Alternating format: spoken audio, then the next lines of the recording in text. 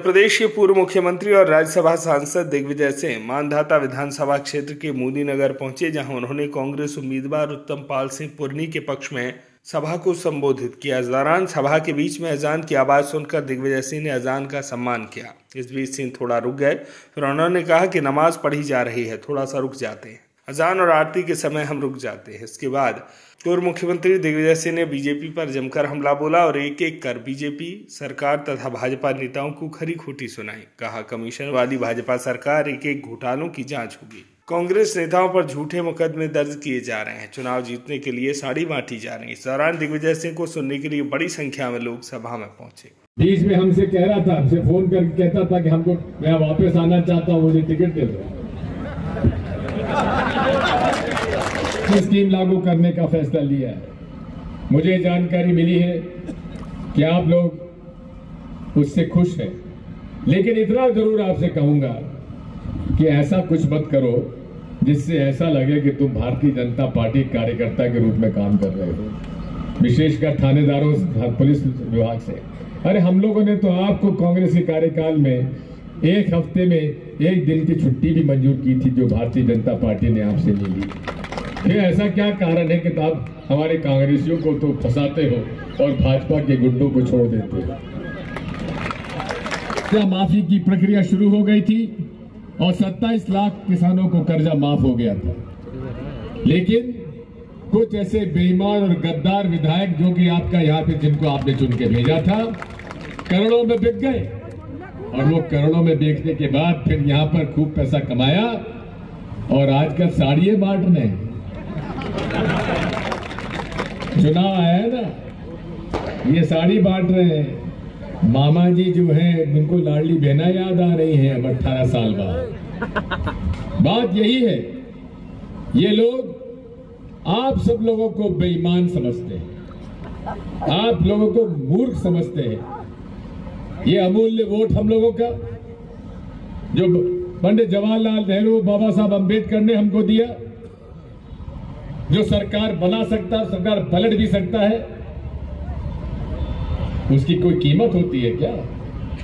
ये समझते हैं जनता क्या है, खूब लूटो और लूटने के बाद जब चुनाव आएगा तो उनको थोड़ा थोड़ा पैसा दे देंगे और शराब पिला देंगे तो अपना ठीक काम हो जाएगा। कौन सी बात है जो नरेंद्र मोदी जी ने जो कही हो वो सही निकली हो? कौन सी बात है शिवराज सिंह चौहान ने जो कही हो सही निकली हो? काला धन आ जाएगा, इतना आएगा कि सबके खाते में 15 लाख जमा हो जाएंगे, हम इतने बड़े आपको बना देंगे, आतंकवाद समाप्त हो जाएगा, भ्रष्टाचार समाप्त हो जाएगा। ना भ्रष्टाचार समाप्त हुआ, ना आतंकवाद समाप्त हुआ, ना काला धन आया। एक ऐसी बात हो गई है, ठेका हो तो रिश्वत, ठेके में पेमेंट हो तो उसमें कमीशन, हर चीज कमीशन की बात है।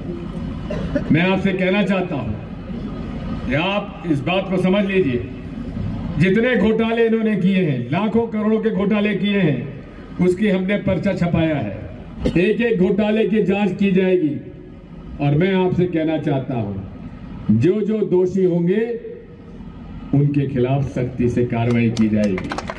आचार संहिता जब तक नहीं लगी थी तब तक लोग डरे थे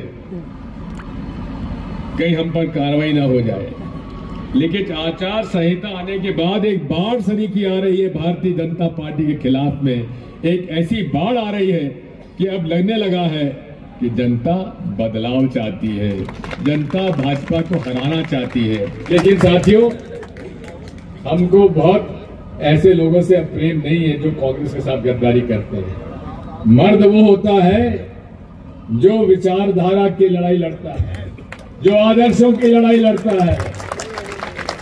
मुझे तो इस बात का दुख है, हम ज्योतिराज सिंधिया जी का बड़ा सम्मान करते थे और उनके पिता स्वर्गीय श्रीमद माधवराव सिंधिया जी, वो कांग्रेस में हम लोग उनको लाए थे और हम उनका बड़ा साथ आदर सम्मान करते थे और बेहद शरीफ व्यक्ति थे, बड़े अच्छे, और काफी उन्होंने विकास हमारे इस बार कराया। ज्योतिराज सिंधिया जी को भी हमने मंत्री बनाया, सोनिया गांधी जी के परिवार से निकट के संबंध थे, लेकिन चुनाव भारतीय जनता पार्टी के उम्मीदवार से चुनाव हारे और हारने के बाद जिसने उनको हराया उसी के पार्टी में शामिल होकर घुटने टेक दिए।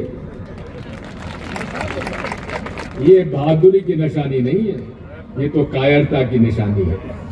इसलिए साथियों, अरे हम लोग तो वो हैं अपने आदर्शों के लिए मर मिटेंगे, अपने विचारधारा के लिए मर मिटेंगे। चुनाव जीते हारे क्या होता है, लेकिन अपने विचारों के आदर्शों के साथ समझौता नहीं कर सकते। मोदी जी को मध्य प्रदेश के भाजपा के नेताओं पर कोई विश्वास नहीं बचा, इसलिए वो पूरे तरीके से असफल रहे। ये चुनाव आयोग को इसको संज्ञान में लेना चाहिए और तत्काल उस व्यक्ति खिलाफ FIR दर्ज उसके खिलाफ मुकदमा दायर करना चाहिए।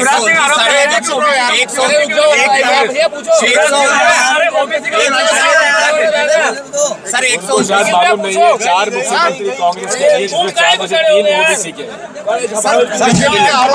कांग्रेस जो है वो चुनाव के समय उनको हिंदू और सनातन की याद आती है। ये तो उल्टी बात कर रहे हैं आप। उन्हीं को याद आता है हिंदू धर्म और सनातन धर्म। हम लोग तो धर्म को राजनीति का अंग नहीं मानते। हर व्यक्ति को अपनी बात करने का अधिकार है। इसको चुनावी मुद्दा धर्म होना ही नहीं चाहिए और ये कानूनन अधिकार कानूनन भी ये अलाउड नहीं है, इसकी स्वीकृति नहीं है। कितनी सीटें आ रही हैं आपके हिसाब से? 130 से ज्यादा। खंडवा से रोमी सलूजा की रिपोर्ट।